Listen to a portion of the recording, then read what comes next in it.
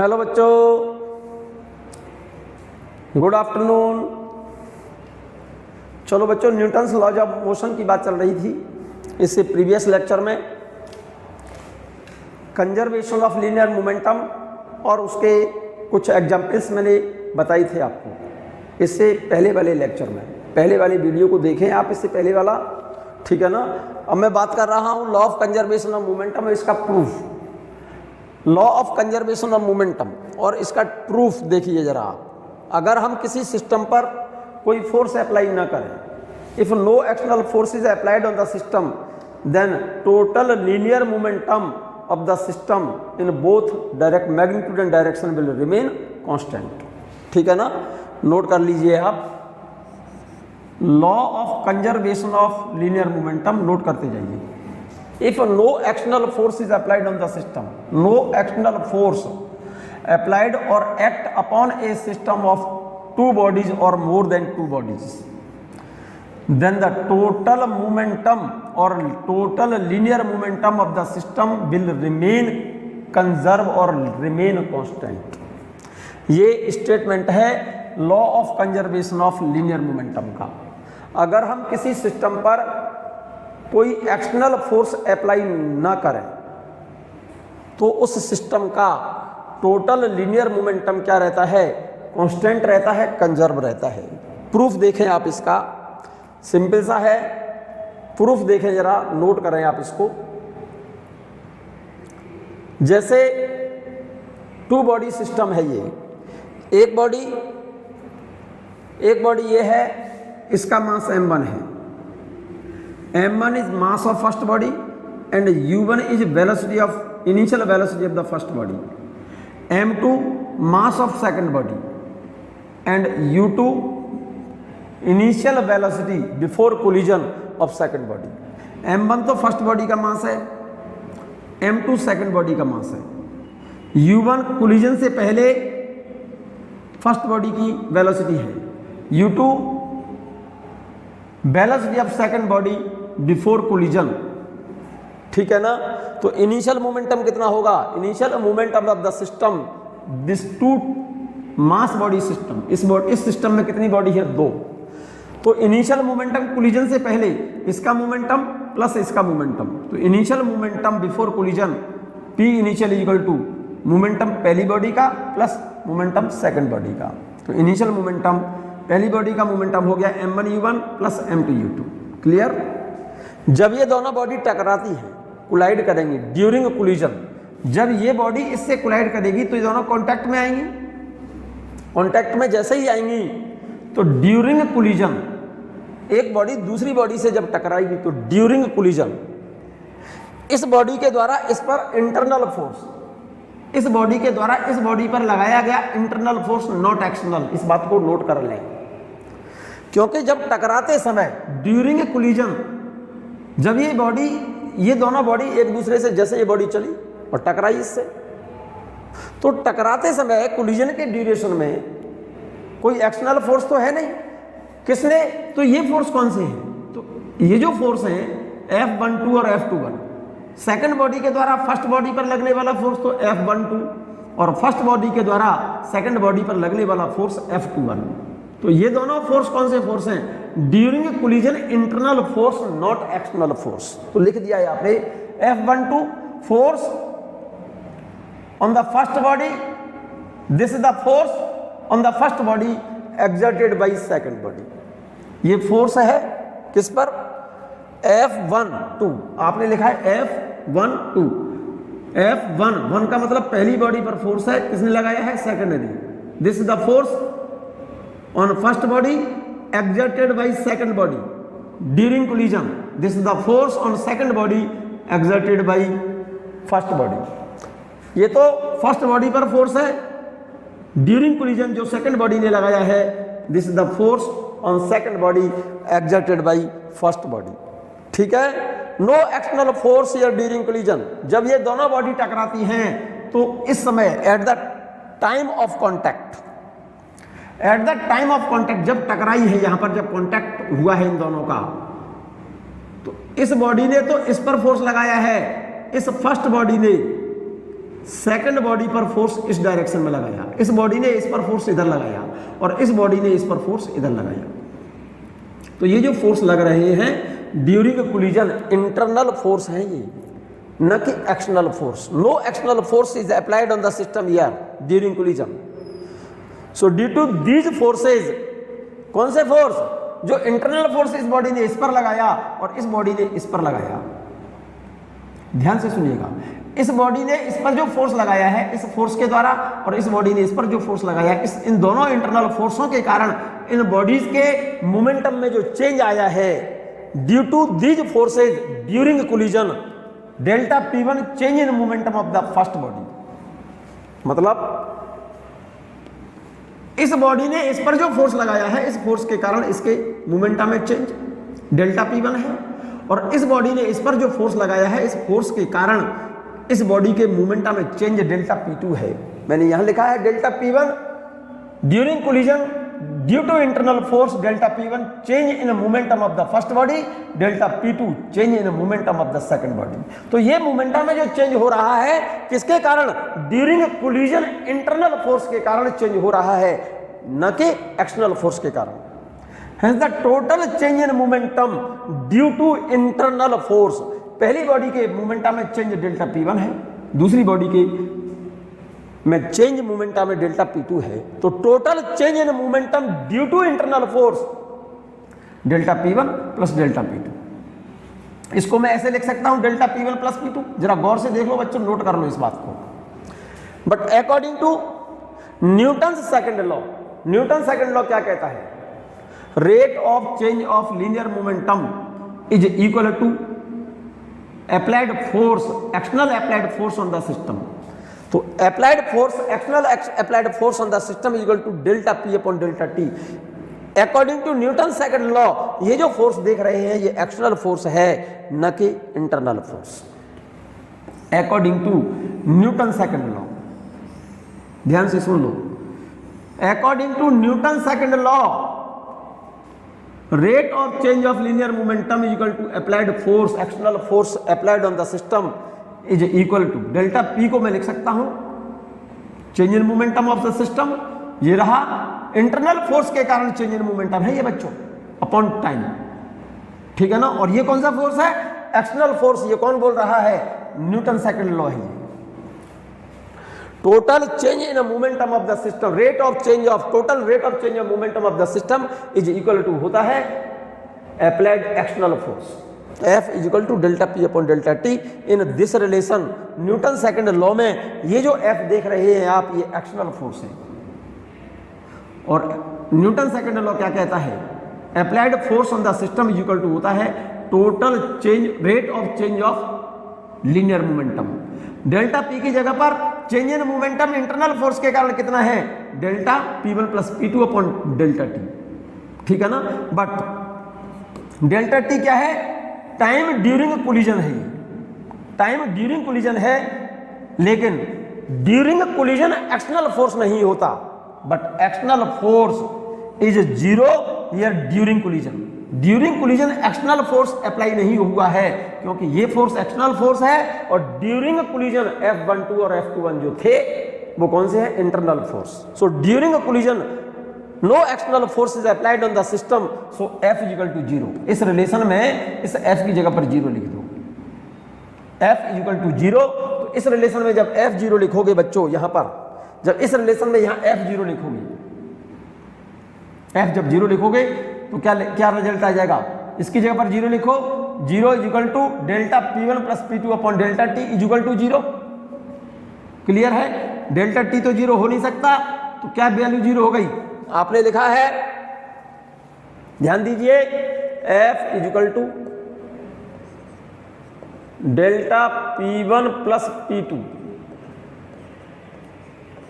Upon delta T according to Newton second law. According to Newton's second law, no external force applied on the system during collision. Delta P1 plus P2 upon delta T. Delta T is not 0. तो फिर क्या 0 हुआ? Delta P1 plus P2 is equal to 0. That is P1 plus P2 is equal to constant. P1 plus P2 is equal to constant. इसका मतलब P1 को क्या लिख सकता हूं मैं, M1 U1 plus M2 U2 is equal to constant. यहां तक तो कोई प्रॉब्लम नहीं है, यही बात लिखी है।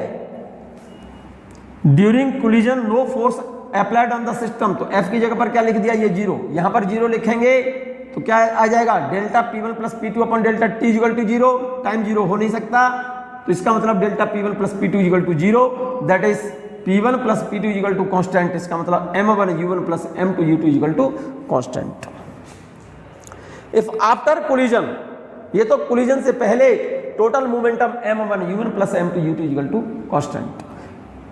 After collision, the velocities of the bodies become v1 and v2. Then, before collision linear momentum is equal to after collision linear momentum. Collision के बाद फर्स्ट बॉडी की वेलोसिटी v1 है और सेकंड बॉडी की वेलोसिटी v2 है। जरा ध्यान दें मेरी बात पर। तो initial momentum is equal to final momentum m1 u1 plus m2 u2 is equal to m1 v1 plus m2 v2। Clear? यहां तक तो कोई प्रॉब्लम नहीं है। जरा ध्यान से देखें, इस वाले टर्म को मैं यहां लिख रहा हूं, after collision velocity of bodies becomes v1 and v2, then initial momentum according to principle of conservation momentum, initial momentum is equal to final momentum m1 u1 plus m2 u2 is equal to collision के बाद momentum m1 v1 plus m2 v2। जरा गौर से देखो, जरा गौर से देखो, इस वाले टर्म को इक्वल से इधर ला रहा हूं और इस वाले टर्म को इक्वल से इधर ला रहा हूं। तो जरा देखो, जरा यहां से, ये तो फाइनल मोमेंटम है पहली बॉडी का, ये इनिशियल मोमेंटम है पहली बॉडी का। तो चेंज इन मोमेंटम पहली बॉडी का कैसे निकालेंगे, m1 v1 minus u1, check कर लो, इज इक्वल टू, इस वाले टर्म को इधर ले जा रहा हूं, ये तो क्लियर है, इस वाले टर्म को इधर लाया तो ये लिख दिया। अब इस टर्म को इधर ला रहा हूं तो इसमें से मैं माइनस कॉमन ले लूंगा, चेक कर लो जरा, minus m2 v2 minus u2। जरा होशियारी से देखो बच्चों इस वाली इक्वेशन को, देख लिया, देख लिया। This is the change in momentum of first body, this is the change in momentum of second body, ठीक है ना। This is the change in momentum of the first body और this is the change in momentum of the second body. Change in momentum of first body is equal and opposite to change in moment of the second body. If no external force applied on the system, तो total change in momentum is equal to remain constant. इसका मतलब initial momentum is equal to final momentum. यहाँ तक बात clear है? ये point देख लो फिर से एक बार, m1 u1 plus m2 u2 initial momentum है और ये कोलिजन के बाद momentum m1 v1 plus m2 v2।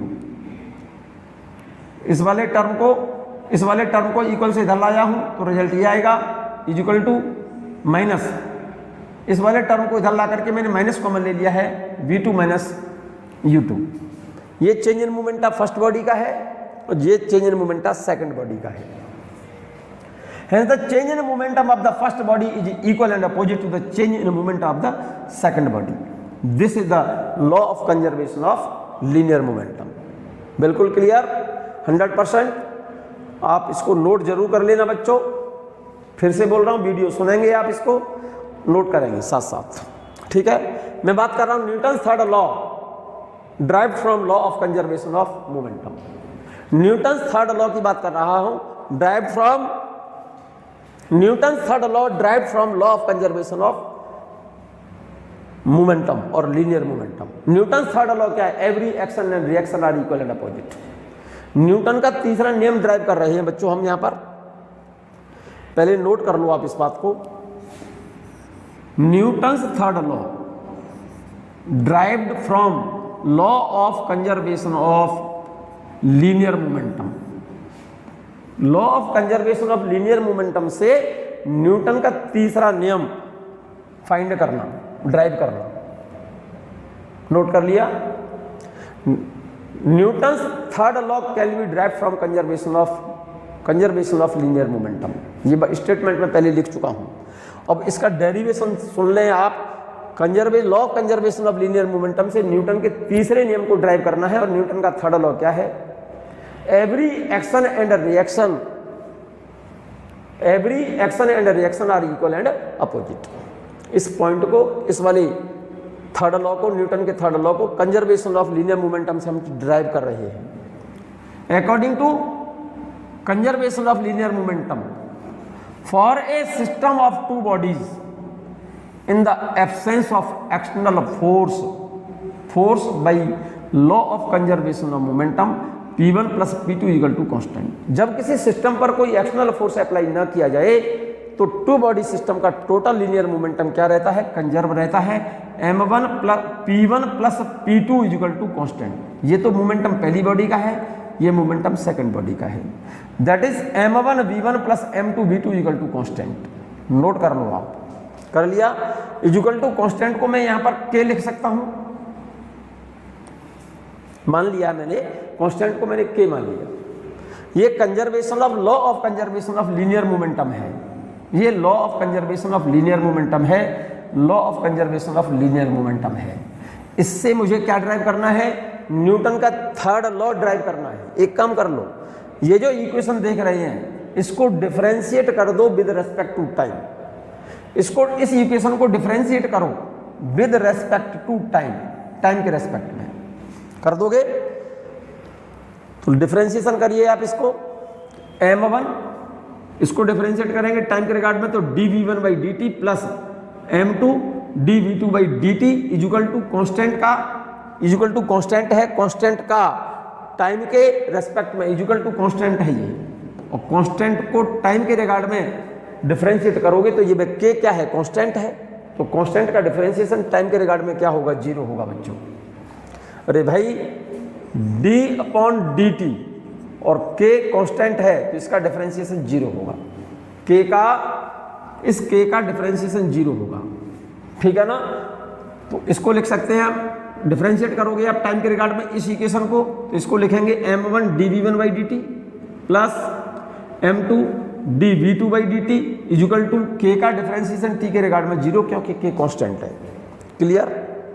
इसको मैं लिख सकता हूं एक्सेलरेशन a1 और इसको लिख सकता हूं a2। Clear? m1 a1 plus m2 a2 equal to constant. This is the force on the first body, this is the force on second body equal to 0। यहां पर F1 plus F2 equal to 0, that is F2 equal to minus F1। ये actual में F1 और F2 क्या है मालूम है? During collision ये इंटरनल फोर्स है, एक्सटर्नल फोर्स नहीं है बच्चों। ये ड्यूरिंग कोलिजन F1 और F2 क्या है? इंटरनल फोर्स है। This is the force on the second body exerted by first, this is the force on first body exerted by second, this is the force on second body exerted by first. These two forces are internal force during collision. Then F2 is equal to minus F1. That is for every action there is equal and opposite to reaction, which is Newton's third law. ये Newton का तीसरा नियम है। ये m1 a1 और m2 a2 क्या है? ये F1 है और ये F2 है। एक्चुअल में ये F1 और F2 है क्या? एक्चुअल में जब ये दोनों बॉडीज, एक बॉडी ये एक बॉडी ये, इसका मास आपने m1 लिया था, इसका m2 लिया था। ध्यान करना, इसकी वेलोसिटी इनिशियली u1 है और इसकी वेलोसिटी इनिशियली u2 है। जब ये दोनों बॉडी टकराएंगी ऐसे, एक बॉडी ये और एक बॉडी ये कोलाइड किए, तो इस बॉडी ने इस बॉडी पर जो फोर्स लगाया इधर की तरफ F1 और इस बॉडी ने इस बॉडी पर फोर्स लगाया F2। एक फोर्स को एक्शन कहोगे तो दूसरे को क्या कहोगे? इसने इस पर फोर्स लगाया, इसको एक्शन कह दें आप, तो इस फोर्स को क्या कहेंगे? रिएक्शन। तो every action and reaction are equal and opposite. This is the Newton's third law. Actual में F1 और F2 जो फोर्स देख रहे हैं ये वाले फोर्सेस हैं। एक एक्शन कहेंगे तो दूसरा को क्या कहेंगे, रिएक्शन। तो every action and reaction are equal and opposite. This is Newton's third law. Clear? मैं बात कर रहा हूं बच्चों रॉकेट एंड जेट प्लेन। एक एक शब्द एक एक पॉइंट जैसे मैं बोल रहा हूं ऐसे ही नोट करना, अदरवाइज रॉकेट के आपसे क्वेश्चंस नहीं निकलेंगे। बहुत आसान है, जरूरत से ज्यादा आसान है, हर एक क्वेश्चन निकलेगा, बस सिर्फ मेरे एक एक पॉइंट को नोट किया जाए। रॉकेट देखा है आपने? दीपावली पे पटाखे चलाए थे? नहीं चलाए? अरे दीपावली पे रॉकेट चलाया है? रॉकेट नहीं देखा दीपावली पे जो चलाते हैं? आपने देखा होगा एक ये कैप्सूल टाइप का, इस टाइप का कैप्सूल टाइप का होता है, ऐसा। ध्यान दिया है आपने? ये आगे से थोड़ा सा पॉइंटेड इस टाइप का होता है ना? और इसके अंदर क्या भरे होते हैं? फ्यूल भरा होता है, इसके अंदर बारूद भरा होता है, आपकी भाषा में कहूं तो फ्यूल कहते हैं ईंधन को, ठीक है ना? और इसमें एक तुमने देखा हो, एक इस तरह की स्टिक लगी होती है, तुमने देखा हो? देखा है? नहीं देखा? स्टिक टाइप की लगी होती है उसमें रॉकेट में। दीपावली वाला रॉकेट बनाया है मैंने। क्या बनाया है? ये रॉकेट बनाया है, रॉकेट। और यहां पर एक तुमने देखा हो, उस पर एक विक लगी होती है, बत्ती सी टाइप की, नहीं? और इसमें जैसे ही आग लगाते हो ना आप, जलता है, और जैसे ही जलेगा इसका ईंधन, फ्यूल इसका बर्न होगा, तो इसमें से क्या निकलती है? एग्जॉस्ट निकलती है, ये वाली गैसेज निकलती हैं। ये क्या बोलते हैं इसको? फ्यूल। जब बर्न होगा तो इसमें से ये गैसेज निकलती हैं, गैसेज। और क्या बोलते हैं इसे? जेट। और क्या बोलते हैं इसे? एग्जॉस्ट। ठीक है ना? HAUST, एग्जॉस्ट बोलते हैं। गैसेस या जेट कहिए आप, ये गैसेस निकलती हैं। जैसे ही फ्यूल बर्न होगा तो इसमें से गैसेस निकलती हैं तेजी से, या जेट कह सकते हैं, और इसको एग्जॉस्ट बोल सकते हैं, ठीक है ना? और जैसे ही ये गैसेस बाहर निकलती हैं, तुरंत ये रॉकेट किधर चलने लगता है? ऊपर की ओर चलने लगता है, ऐसे ऊपर भागने लगता है, ऐसे। इस फिगर को बना लो, ये वाला फिगर मैंने यहाँ बनाया हुआ है। सिंपल सी बात बोल रहा हूँ, आप ध्यान से सुनें। इस रॉकेट का मास m है, कैपिटल M लिखा है मैंने, ठीक है? द रॉकेट और jet plane, rocket and jet plane are based on the principle of conservation of linear momentum. ये शब्द नोट करो, एक एक पॉइंट, एक एक लाइन नोट करो। सिंपल बता रहा हूं, 4 लाइनों के अंदर मैं एक्सप्लेन कर रहा हूं आपको, और एक एक लाइन नोट कर लो आप। Rocket and jet plane are based upon principle of conservation of linear momentum. और ये फिगर बनाइए, बना दिया। जैसे ही तुमने देखा हो, दीपावली वाला रॉकेट देखा होगा, अदरवाइज बाकी का तो आपने टीवी पर जो रॉकेट स्पेस में भेजे जाते हैं वो टेलीविज़न पर उनका प्रसारण में जरूर देखा हो, लेकिन एक्चुअल में नहीं देखा होगा वो, ठीक है ना?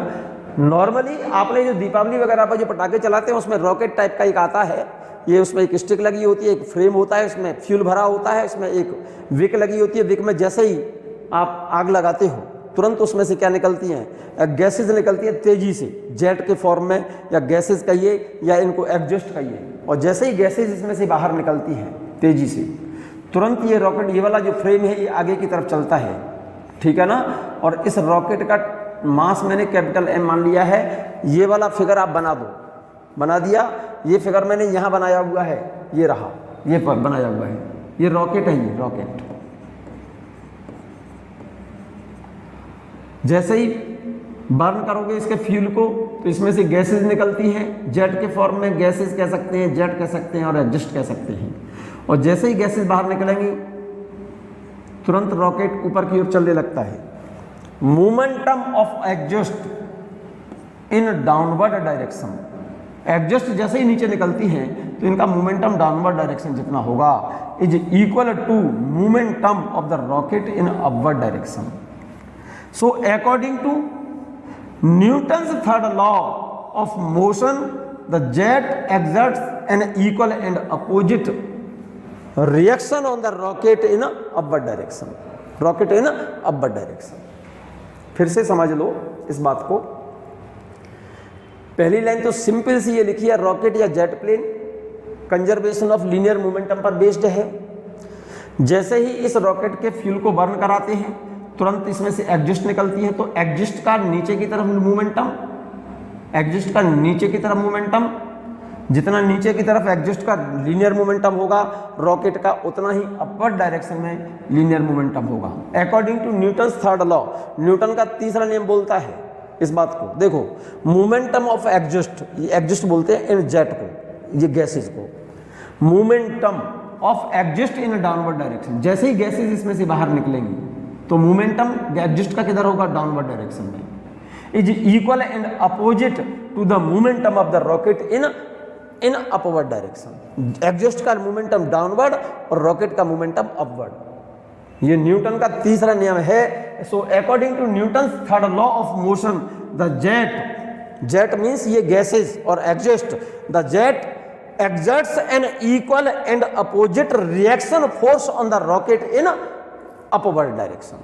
एग्जिस्ट का, क्योंकि एग्जिस्ट जैसे ही नीचे निकलेंगे, जैसे ही नीचे निकलेंगे तो प्रिंसिपल लगाया है मैंने momentum of, principal of conservation of linear momentum, ये लिखा है मैंने। रॉकेट और जेट प्लेन क्या पर बेस्ड है, momentum, principal of conservation of linear momentum पर बेस्ड है। तो principal of conservation of linear momentum क्या कहता है कि एग्जिस्ट का जितना लीनियर मोमेंटम डाउनवर्ड होगा रॉकेट का उतना ही लीनियर मोमेंटम अपवर्ड होगा, जिससे एग्जिस्ट के द्वारा नीचे की ओर लगाया गया फोर्स, ये न्यूटन का तीसरा नियम है, एग्जिस्ट के द्वारा नीचे की ओर जितना फोर्स लगाया जाएगा उतना ही रिएक्शन उसकी रॉकेट पर अपवर्ड डायरेक्शन में होगी। तो force exerted by exhaust in the downward direction is equal and opposite to force on the rocket in upward direction. यही बात लिखी है मैंने, momentum of exhaust in downward direction is equal to the momentum of rocket in upward direction. So according to Newton's third law of motion the jet exerts an equal and opposite reaction force on the rocket in upward direction. यहां तक बात clear है या नहीं है clear? मैं rocket का figure फिर से यहां बना रहा हूं बच्चों, रॉकेट का फिगर फिर से यहां बना रहा हूं। ये रॉकेट है आपका, मैंने वही दीपावली वाला रॉकेट बनाया है आपका, ये आप भी बना लो। इसमें एक स्टिक टाइप की लगी होती है, लगा देना, लगाना चाहो तो कोई प्रॉब्लम नहीं। और इसको इस तरह से बनाना, इसमें क्या भरा होता है, ये फ्रेम के अंदर फ्यूल भरा होता है। जैसे ही इसमें से इसको फ्यूल को बर्न कराते हैं तुरंत यहां से निकलती है गैसेस।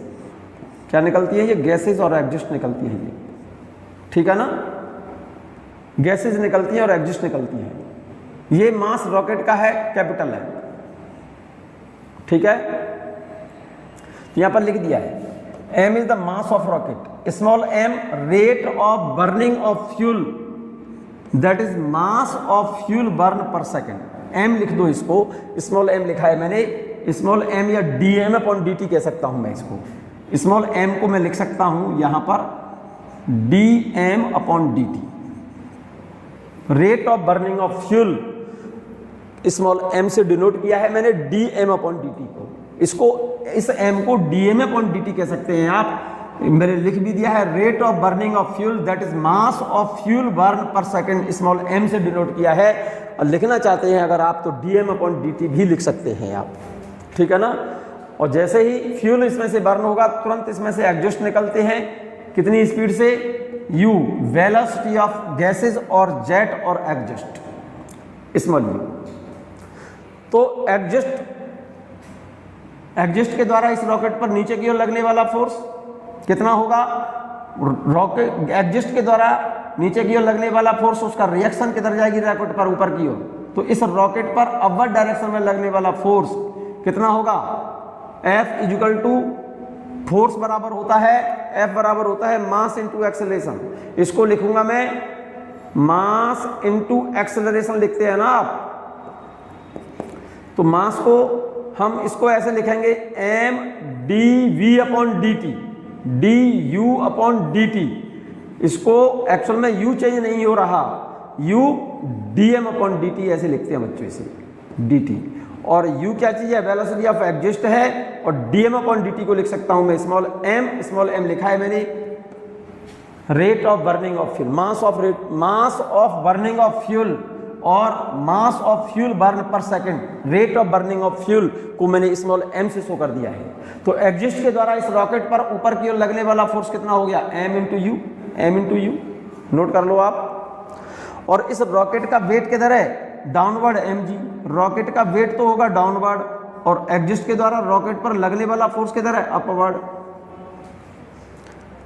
इस एग्जिस्ट के द्वारा इसमें से जो गैसेज निकल रही हैं, ये जो जेट निकल रहा है, जेट गैसेज जेट एग्जिस्ट जो निकल रहा है, उसके बाहर निकलने से इस एग्जिस्ट के द्वारा इस रॉकेट पर अपवर्ड डायरेक्शन में जो फोर्स अप्लाई किया जाएगा न्यूटन के थर्ड लॉ से, एम इंटू यू क्या चीज है, यू वेलोसिटी ऑफ गैसेज और वेलोसिटी ऑफ एग्जिस्ट जितनी स्पीड से यहां से बाहर निकल रही हैं, एक सेकंड में बर्न होने वाले फ्यूल का मास कितना है, एम, स्मॉल एम, तो इसको डीएम अपॉन डी। तो इन एग्जिस्ट के द्वारा इस रॉकेट पर ऊपर की ओर जो फोर्स लगाया जाएगा, एम इंटू यू क्यों लिखा है मैंने, उसका कारण ये रहा, एम इंटू एक्सेलरेशन किसका लेंगे हम, रॉकेट का नहीं, ये एग्जिस्ट का एक्सेलरेशन है। तो एक्चुअल में एक्सेलरेशन किसकी वजह से है, उसमें मास के चेंज होने के कारण, M D U upon D T, actual में यू नहीं बदल रहा, चेंज क्या हो रहा है, एम, तो इसको मैं लिखूंगा u D M upon D T.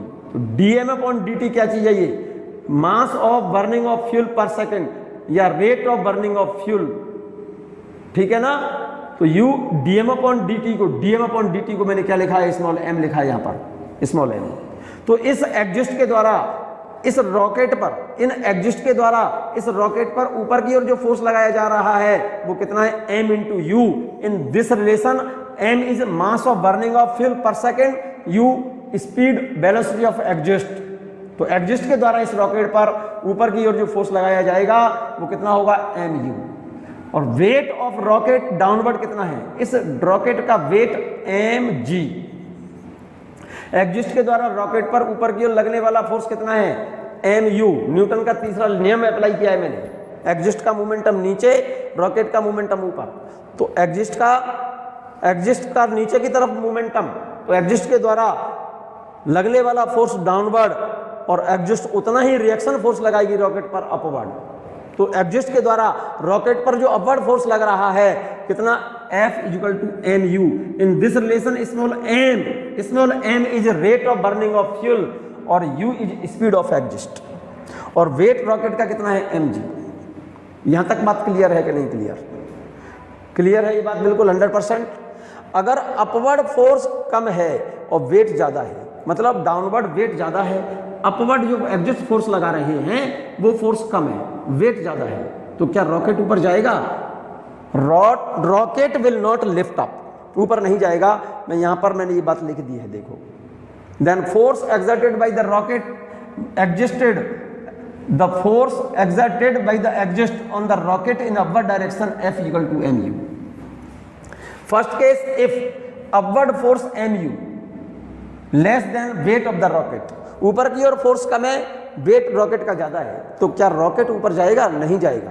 Rocket will not lift up, rocket वहीं रखा रहेगा, ऊपर नहीं उठेगा, सिंपल सी बात है। Second case, if upward force just equal to downward force, exhaust के द्वारा ऊपर लगने वाला फोर्स जस्ट रॉकेट के वेट के बराबर हो, तो नेट फोर्स कितना हो गया, 0।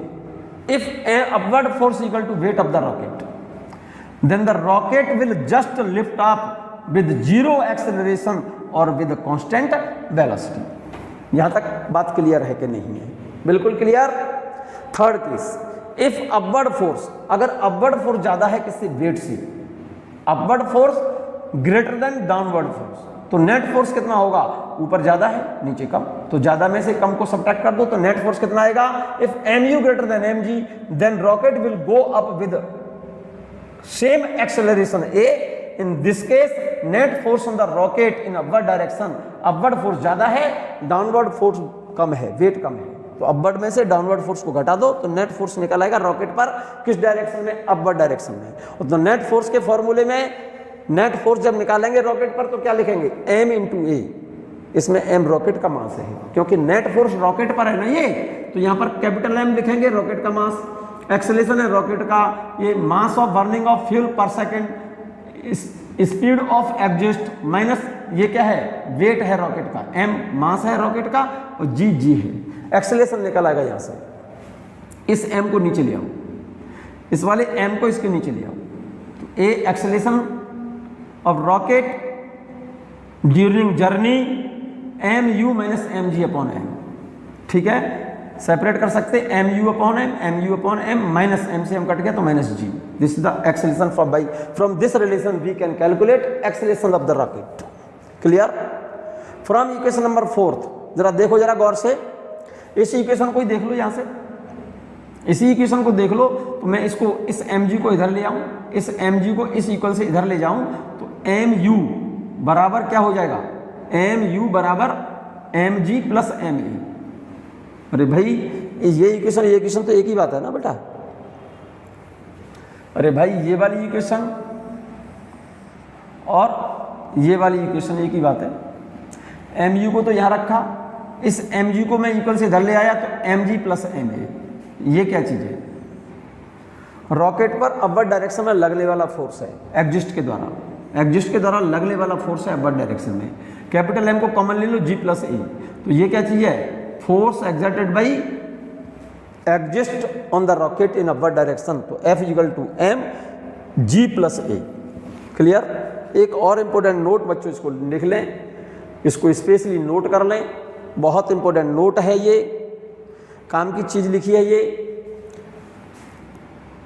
v equal to V naught plus u natural log capital M upon small m। In this relation this v velocity of rocket at any time t समय बाद रॉकेट की वेलोसिटी है ये वाली, this is the initial velocity of the rocket, initial velocity of rocket, u velocity of exhaust in downward direction, u exhaust की velocity है downward direction में, capital M total mass of rocket, capital M total mass of rocket, total mass का मतलब mass of fuel plus container, और small m है mass of empty container, fuel burn होने के बाद जो कंटेनर है ना पैकेट, उसका स्मॉल मास स्मॉल m है। इस वाले फॉर्मूले में, इस फॉर्मूले में ये तो t समय बाद रॉकेट की वेलोसिटी है, ये इनिशियल वेलोसिटी है, ये एग्जिस्ट की वेलोसिटी है, ये रॉकेट प्लस मतलब कंटेनर प्लस फ्यूल का मास है, और ये केवल एम्प्टी कंटेनर का मास है। इस वाले फॉर्मूले में स्मॉल m, इस फॉर्मूले में small m mass of empty container, capital M mass of rocket means total mass of rocket का मतलब कंटेनर प्लस फ्यूल का मास है ये। इसको नोट कर लिया जाए बच्चों, कर लिया, नोट कर लिया। तो एक छोटा सा एग्जांपल देखें बच्चों, इन ए रॉकेट, नोट करो आप इस एग्जांपल को, इस क्वेश्चन को नोट करो बच्चों। आप 1 मिनट का टाइम दे रहा हूं आपको, नोट करिए आप इसको, ठीक है ना। In a rocket the mass of the fuel is 90% of the total mass. कोई रॉकेट है उसमें फ्यूल जो भरा हुआ है वो टोटल मास का 90% है। जैसे मान लो पूरे रॉकेट का मास 100 किलोग्राम, तो उसमें 90 kg फ्यूल है और 10 किलोग्राम क्या है उसका कंटेनर का मास है, ठीक है। The exhaust gases are ejected at the speed of 2 kilometre per second. उसमें से जो गैसेज निकल रही है, एग्जिस्ट जो निकल रही है, उसके निकलने की स्पीड है 2 kilometre per second. Find the maximum speed attained by the rocket. Maximum speed पूछ रहा है रॉकेट की, neglecting gravity and air resistance and the take the initial speed of the rocket to be 0। Initial velocity उसकी 0 है and given that natural log 10 की value question में दी है 2.3। तो फॉर्मूला क्या है आपका, देखो फॉर्मूला था v equal to V naught plus speed of exhaust natural log total mass upon mass of container, empty container. Initial velocity question में 0 दी है, एग्जिस्ट स्पीड दे रखी है 2 kilometre per second. Exhaust velocity ये रखी है, देखो ये रही, ठीक है। Effect of gravity neglected, mass, fuel का मास दिया है इन the rocket, the mass of the fuel is 10%, 10% fuel का मास है, तो एम्प्टी कंटेनर का मास कितना हो गया, स्मॉल एम क्या है, 10% मास होगा किसका, टोटल मास का। टोटल मास मैंने कैपिटल एम मान लिया है, तो स्मॉल एम कितना हो गया, 0.1 एम टोटल मास का। तो इस फॉर्मूले में वैल्यू फिट कर दो, v बराबर v नॉट की जगह पर 0 प्लस u की जगह पर 2 kilometre per second, natural log capital M की जगह पर m और स्मॉल m की जगह पर 0.1 m, m से m 0.1 m, इस m से m कट गया तो ये वैल्यू आ गई 2, नेचुरल लॉग m से m कट गया 0.1, नेचुरल लॉग 10, और नेचुरल लॉग 10 की वैल्यू क्वेश्चन में दी है 2.3, तो रिजल्ट आया 2 इंटू 2.3, रिजल्ट आ गया 4.6 kilometre per second, this are required result. Clear है, नोट कर लिया होगा आप लोगों ने। देखिएगा इनिशियल वेलोसिटी 0 दी है, एग्जिस्ट की वेलोसिटी क्वेश्चन में गिवन है, कंटेनर का मास भाई 90% फ्यूल है, तो इसका मतलब एम्प्टी कंटेनर का मास 10% हो गया ना, फिर तो मास एम्प्टी कंटेनर का मास हो गया 10% ऑफ द टोटल मास। 10% का मतलब हो गया 10/100 into total mass capital M है, तो स्मॉल एम 0.1 एम हो गया। इस वाले फॉर्मूले में वैल्यू फिट कर दो, इनिशियल वेलोसिटी 0 है प्लस एग्जिस्ट की वेलोसिटी 2 किलोमीटर पर सेकंड है, नेचुरल लॉग ये वाला capital M upon empty container का मास 0.1 एम, एम से एम कैंसिल, ये वैल्यू कितनी बचेगी, एम से एम कैंसिल, 1/0.1 का मतलब 10, तो ये तो 2 लॉग नेचुरल लॉग 10, और नेचुरल लॉग 10 की वैल्यू क्वेश्चन में दी है 2.3। नेक्स्ट क्वेश्चन नोट करें बच्चों, नेक्स्ट क्वेश्चन नोट करें, बेहतरीन क्वेश्चन है। Mass of rocket, mass of a rocket is 5000 kilogram, कोई रॉकेट है इसका मास दिया है 5000 kilogram, and exhaust velocity is 500 metre per second, exhaust velocity 500 metre per second.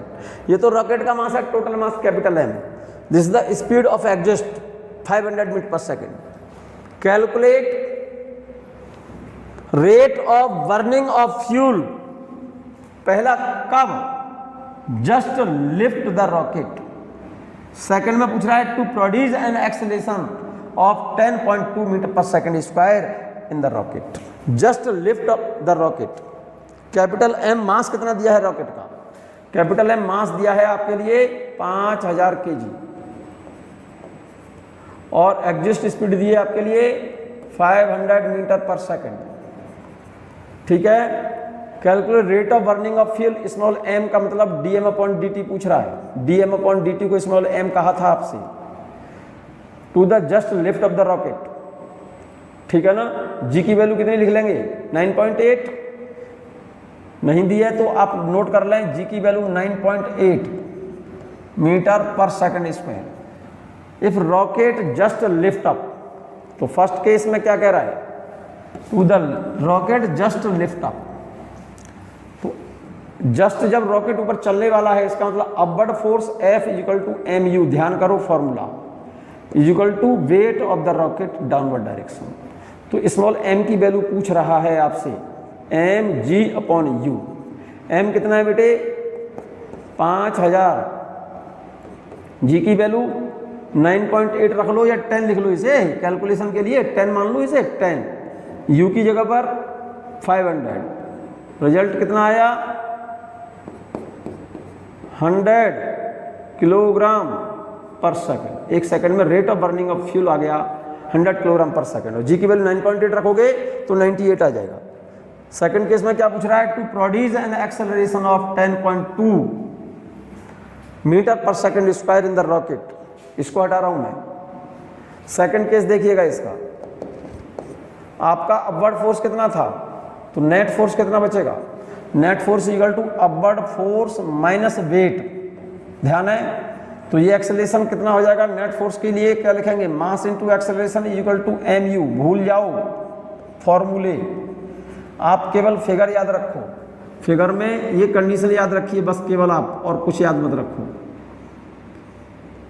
ये एग्जिस्ट निकल रहे हैं यहाँ से, जेट के द्वारा रॉकेट पर लगने वाला upward force M U, M small M क्या है ये मालूम होना चाहिए आपको।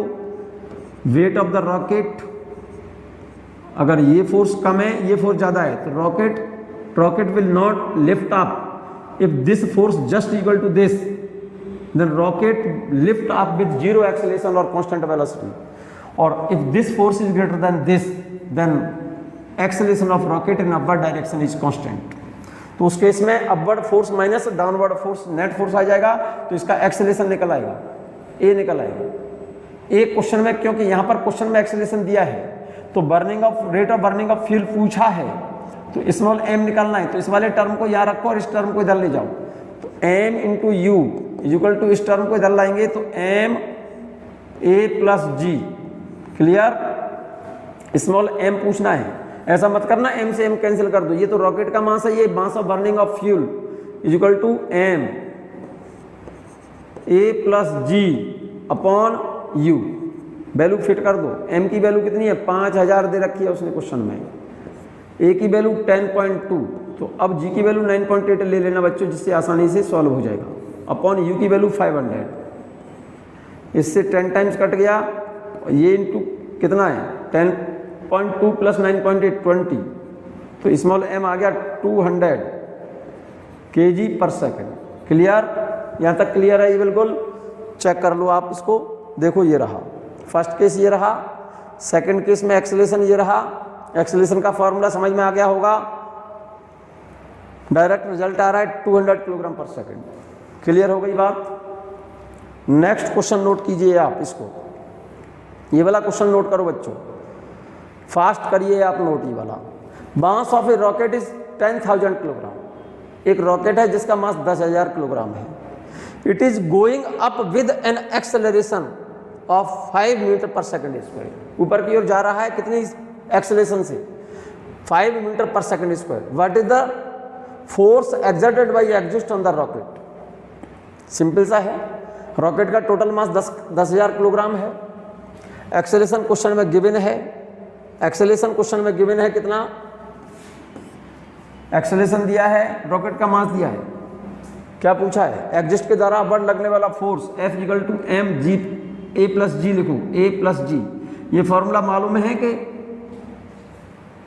रटना है? रटना नहीं है, फिर से मैं बात कर रहा हूं, आप केवल और केवल ये फिगर याद रखिएगा और कुछ याद नहीं रखना आपको, बार बार कह रहा हूं। यहां से निकल रहे हैं जेट और एग्जिस्ट, ठीक है?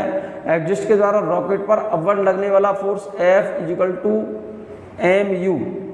इस फॉर्मूले में आपको ध्यान रखना होगा, स्मॉल एम क्या है? Mass of burning of fuel, मतलब 1 सेकंड में फ्यूल के बर्न होने का मास है, 1 सेकंड में कितना मास बर्न हो रहा है। यू क्या चीज है? स्पीड ऑफ जेट, जो गैसेज निकल रही है उसकी स्पीड है। तो और इसका वेट किधर है? रॉकेट का एम जी नीचे, और रॉकेट अगर ऊपर की ओर एक्सेलरेशन से जा रहा है, इसका मतलब this force greater than this, तो नेट फोर्स अपवर्ड डायरेक्शन में कितना होगा? Net force equal to upward force M U minus M G. ये क्या चीज है? एग्जिस्ट के द्वारा रॉकेट पर लगने वाला फोर्स है, ये नेट फोर्स है। Net force into acceleration, net force को निकालेंगे तो net total mass into acceleration. This is the force exerted by exhaust on the rocket. ये रॉकेट के द्वारा एग्जिस्ट के द्वारा रॉकेट पर लगने वाला फोर्स है, M U minus M G. आपको क्या पूछा है? ये वैल्यू पूछी है आपसे, ये वाला फोर्स पूछा है, एग्जिस्ट के द्वारा रॉकेट पर ऊपर की ओर लगने वाला फोर्स ये पूछा है। What is the force exerted by exhaust on the rocket? ये बात याद रखनी होगी कि एग्जिस्ट के द्वारा रॉकेट पर ऊपर की ओर लगने वाला force F equal to M into U, और ये फोर्स निकालना है आपको, जबकि उसका एक्सेलरेशन क्वेश्चन में दिया है, तो ये फोर्स निकालना है। इसको F कह दो, तो इसको ले जाओ इधर, इसको बोल दो M U equal to M G, को इधर ले जाओ M A plus G. This is the force exerted by exhaust on the rocket, capital M A plus G. तो ये फॉर्मूला रटना नहीं है, ये फॉर्मूले नहीं रटने, केवल ये फिगर ध्यान रखना है। ऊपर वाला फोर्स ज्यादा है इससे, this minus this is equal to net force. ये रिलेशन याद रखो बस, जो भी पूछा है निकल आएगा अपने आप। क्लियर हो गई बात। एक क्वेश्चन और नोट करें बच्चों, ये वाला, mass of a rocket is 100 kilogram. Mass of a rocket is 100 kg। Note करते जाइए आप साथ साथ। Mass of rocket is 100 kilogram, कर लिया। And exhaust velocity is 500 metre per second. Exhaust velocity कितनी दी है? 500 मीटर पर सेकंड दी है। 90%, ये कह रहे हैं 90% is fuel in the rocket. उस रॉकेट के अंदर फ्यूल जो भरा हुआ है 90% है। 100 किलोग्राम का तो टोटल मास है और 90% उसमें फ्यूल है। इसका मतलब फ्यूल कितना है? 90 किलोग्राम। तो 10 kg वेट किसका होगा? फ्रेम का। तो rate of burning of fuel is 1 kg पर सेकेंड। फ्यूल जो बर्न हो रहा है भाई, टोटल मास रॉकेट का 100 किलोग्राम और उसके अंदर जो फ्यूल भरा हुआ है वो 90% है टोटल मास का, और टोटल मास 100 है, 90% फ्यूल है उसके अंदर। तो इसका मतलब 100 का 90% कितना हो गया? 90 किलोग्राम। इसका मतलब उसके अंदर जो फ्यूल है वो कितना kg है? 90 kg। और एग्जॉस्ट जो निकल रहे हैं उनकी स्पीड बता रहा है वो 500 मीटर पर सेकेंड। और rate of burning of fuel बताया है उसने 1 किलोग्राम पर सेकेंड। जो फ्यूल बर्न हो रहा है 1 सेकेंड में 1 kg फ्यूल बर्न हो रहा है। If effect of gravity is 0, gravity का कोई इफेक्ट न ले तो कैलकुलेट करवा रहा है आपसे force exerted bye rocket exist on the rocket. Exist के द्वारा रॉकेट पर लगने वाला फोर्स क्या होगा? एग्जिस्ट के द्वारा रॉकेट पर लगने वाला फोर्स तो एक ही फॉर्मूला है हमारे पास, यही वाला। एग्जिस्ट के द्वारा रॉकेट पर लगने वाला फोर्स पूछा है डायरेक्ट। ये मास किसका है? Rate of burning of fuel है। Rate of burning of fuel कितना है? 1 किलोग्राम पर सेकेंड। और स्पीड कितनी दे रखी है उसकी? 500। तो एग्जिस्ट के द्वारा रॉकेट पर लगने वाला फोर्स कितना होगा? 500 न्यूटन होगा मेरे बच्चे। सेकंड क्या पूछा है उसने? देखो सेकंड क्या पूछा है? Initial acceleration of rocket. Initial acceleration of rocket, simple सी बात बोल रहा हूं। Initial acceleration of rocket. Initial acceleration का फॉर्मूला डायरेक्ट लिखेंगे क्या बेटा? Initial acceleration mu upon capital M minus G. Clear? मैं फॉर्मूला निकाल के दिखाता हूं अभी। थर्ड क्या पूछा है? Acceleration of rocket at the end of 50 second. 50 second के बाद रॉकेट का एक्सेलरेशन पूछा है उसने। और फोर्थ पूछा है acceleration of rocket at the end of 90th second. Acceleration of rocket at the end of 90th second. बहुत बेहतरीन क्वेश्चन है बच्चों। मास ऑफ रॉकेट क्वेश्चन में गिवन है 100 kg। देखो ये रहा। Exhaust velocity 500 metre per second. Rate of burning of fuel 1 kilogram per second. Effect of gravity is neglected. पहला पूछा है force exerted by exhaust on the rocket. तो देखिएगा टोटल मास दिया है रॉकेट का 100 kg। फ्यूल का मास कितना हो गया? 90%, तो 90 kg हो गया। Rate of burning of fuel कितना हो जाएगा? कितना दिया है क्वेश्चन में? 1 kilogram per second. Speed of exhaust 500 metre per second. तो फ्रेम का empty packet total mass 100, fuel का मास 90, तो पैकेट का mass empty frame, empty packet जो बचेगा उसका मास ऑफ फ्रेम का ही है एम्प्टी रॉकेट 10 kg हो गया। ठीक है। फोर्स पहला पूछा force exerted by exhaust on the rocket. तो फॉर्मूला डायरेक्ट लगाइए F = m। m कितना है? Rate of burning of fuel 1, speed दी है एग्जिस्ट की कितनी? 500, ये रखी है। वैल्यू सब्स्टिट्यूट करो। एग्जिस्ट के द्वारा रॉकेट पर लगने वाला फोर्स निकल आएगा 500 न्यूटन। इसमें तो कोई चक्कर नहीं है। बहुत बेहतरीन।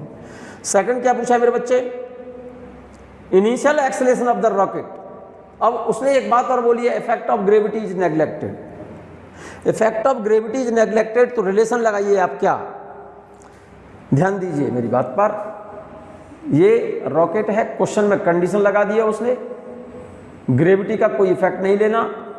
ये जेट निकल रहे हैं, इधर से गैसेज निकल रही हैं, एग्जिस्ट निकल रहे हैं, और एग्जिस्ट के द्वारा रॉकेट पर ऊपर की ओर लगने वाला फोर्स m × u, और इसका वेट mg, m × g, और g कितना है?